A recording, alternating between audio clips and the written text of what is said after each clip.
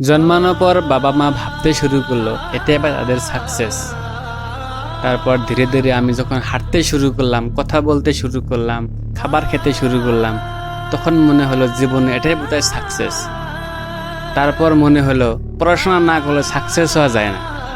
তারপর পড়াশোনা করার জন্য স্কুলে অ্যাডমিশন নিয়ে নিলাম।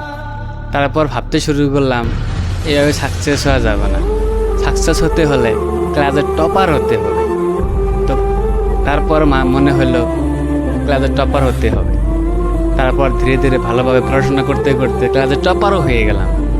তারপর মনে হলো ভাবতে শুরু করলাম এইভাবে সাকসেস হওয়া যাবে না, এখানে তো কিছুই নেই। তারপর ভাবতে শুরু করলাম হাই স্কুলে যেতে হবে, ভালো নাম্বার নিতে হবে, সায়েন্স নিয়ে পড়তে হবে, ভালো রেজাল্ট করতে হবে, তারপর সাকসেস পাওয়া যাবে। তারপর সায়েন্স নিয়ে নিলাম, ভালোভাবে পড়া শুরু করলাম, ক্লাসে টপারও হলাম, সায়েন্স নিয়ে ভালো রেজাল্টও করলাম। তারপর মনে হলো এইভাবে সাকসেস হওয়া যাবে না। তারপর ধীরে ধীরে ভাবতে শুরু করলাম কলেজে অ্যাডমিশন নিতে হবে, ডিগ্রি নিতে হবে। তারপর কলেজে অ্যাডমিশন নিয়ে নিলাম, ডিগ্রিও নিয়ে নিলাম।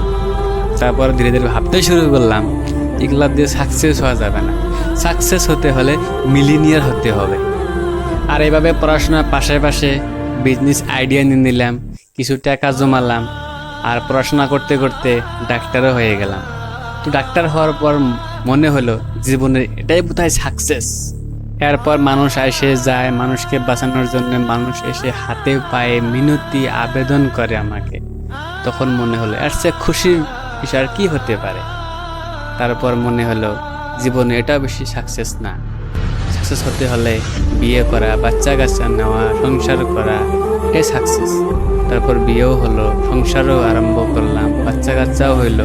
তারপর মনে হলো এভাবে সাকসেস হওয়া যাবে না, সাকসেস হতে গেলে ছেলে মেয়েকে বড় করা, লেখাপড়া করা, মানুষের মতো মানুষ করে গড়ে উঠানো, এটাই হবে সাকসেস।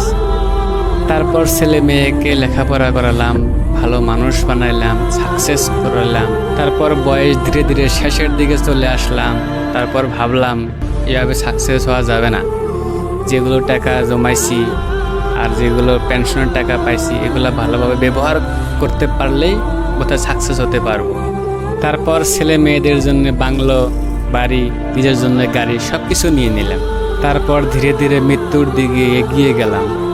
তারপর মৃত্যু এসে দরজা নক করলো। তো এবার ধীরে ধীরে বুঝতে পারলাম আর না, এবার চলে যেতে হবে। তারপর ধীরে ধীরে ভাবতে লাগলাম এই পৃথিবীতে আর বেশি দিন থাকতে পারবো না। তারপর গিয়ে এই চিঠিটা লিখে ফেললাম। এটা ছিল এক মৃত ব্যক্তির পকেটে পাওয়া শেষ চিঠি। তো এই পৃথিবীতে কোনো বস্তু স্থায়ী না, আর কোনো বস্তু সাকসেস না। আপনি যতদিন বেঁচে থাকবেন ততদিনই খুশি থাকবেন। আপনি চলে গেলে এই জায়গাটা এসে অন্যজন দখল করবে, আর সেই জায়গাটা এসে রাজত্ব করবে। আর আপনাকে এইভাবে দুনিয়া ছেড়ে চলে যেতে হবে। তো আপনার শখ, ভালোবাসা, টাকা পয়সা, বাড়ি গাড়ি, আপনার সব কিছু একজনই থামা দিতে পারে, সেটা হলো মৃত্যু।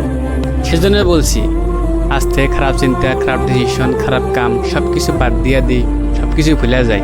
এক মৃত্যুই পারে সব কিছু থামা দেওয়ার জন্য। তো জীবন সাকসেস বলে বস্তু কোনো বস্তুই না, একটা বস্তু সাকসেস, জীবনের একটাই বস্তু সাকসেস, সেটা হলো মৃত্যু।